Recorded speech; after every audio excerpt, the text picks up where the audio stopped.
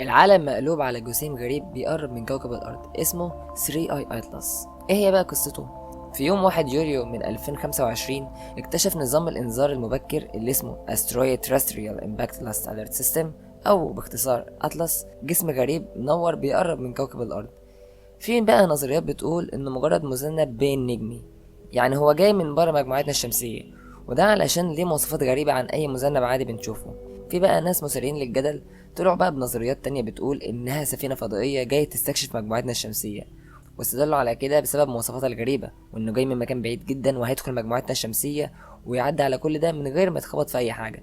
لا وكمان هيدخل منطقة الكواكب الداخلية لمجموعتنا اللي هم عطارد والزهرة والأرض والمريخ في وقت الأرض هيكون فيه ورا الشمس. يعني بالبلدي كده المذنب ده هياخد الشمس كحاجز ليه عشان ما نعرفش نشوفه بالتلسكوبات بتاعتنا لما يقرب قوي مننا.